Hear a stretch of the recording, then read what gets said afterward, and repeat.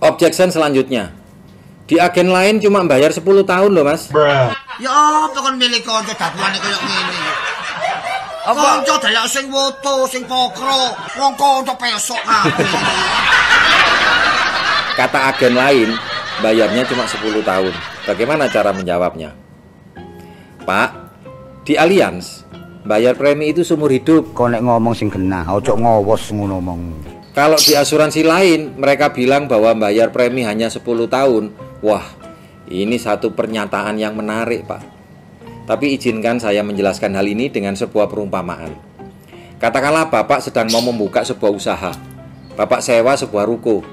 Nah, pada umumnya dalam perjanjian itu akan dikatakan bahwa perjanjian ini berlaku untuk 3 tahun dengan harga sekian dan kondisi sekian bla bla bla bla. Nah, setelah itu misalnya setelah lewat 3 tahun, penyewa boleh memperpanjang sewa, tapi dengan syarat dan kondisi yang baru sesuai dengan kesepakatan kedua belah pihak. Singkat cerita, waktu tiba-tiba berjalan sangat cepat. Bisnis Bapak berkembang dengan sangat bagus. Nah, pemilik tahu nih. Lalu sampailah waktunya Bapak harus memperpanjang sewa. Pada saat itu, pemilik bilang, "Wah, sekarang harga sewa naik 50%. Sewanya harus 5 tahun dan dibayar di muka." Bagaimana perasaan Bapak? Apakah Bapak kesal atas kejadian ini? Ataukah lebih celaka lagi karena pemilik sudah tidak mau memperpanjang karena dia mau buka sendiri bisnis yang sama di ruko yang Bapak sewa itu? Apakah Bapak senang dengan perjanjian seperti itu? Tidak mau ini.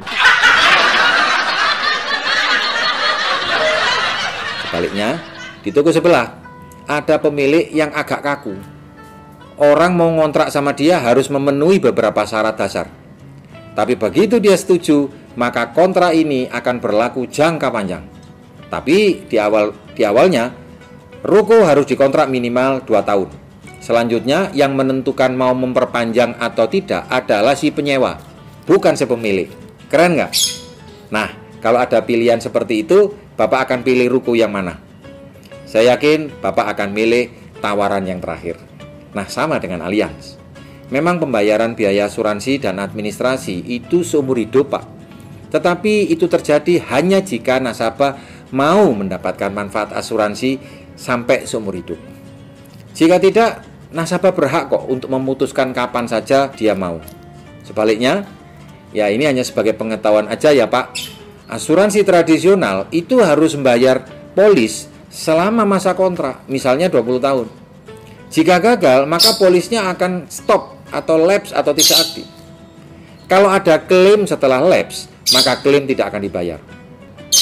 Sedangkan di Allianz yang program unit link, minimal nasabah itu setor 5 tahun. Selanjutnya, nasabah berhak untuk mengajukan cuti premi. Sepanjang hasil investasi di dalam program kita cukup memadai untuk membayar biaya asuransi dan administrasi. Polisnya masih tetap saja berlaku. Oleh karena itu, jika terjadi klaim seperti di atas, maka klaimnya tetap akan dibayar. Nah, itu kan kalau sial. Tapi anggaplah kita beruntung. Selama belasan tahun, kita sehat-sehat saja. Tetapi di penghujung masa kontrak, misalnya di tahun ke-18, 19 usia polis, kondisi kita memburuk, tapi belum bisa klaim. Nah, menurut akal sehat Bapak, apakah perusahaan asuransi tradisional akan memperpanjang kontrak polis jika orangnya sudah sakit-sakitan parah seperti itu? Mungkin orang tersebut masih bisa diasuransikan, tetapi dengan premi yang ekstra mahal sesuai dengan penentuan dari perusahaan asuransi berdasarkan kondisi terakhir. Apa itu adil? Tentu tidak kan? Bagaimana dengan Allianz? Sesuai dengan konsep yang saya ceritakan di atas, walaupun nasabah sakit-sakitan, hak nasabahlah yang menentukan polisnya. Mau diperpanjang atau tidak? Bukan Allianz. Nah sekarang, Bapak pilih yang mana? Mau nasib polisnya ditentukan oleh Bapak sendiri, ataukah ditentukan oleh perusahaan asuransi? Loh, nek ngene jelas.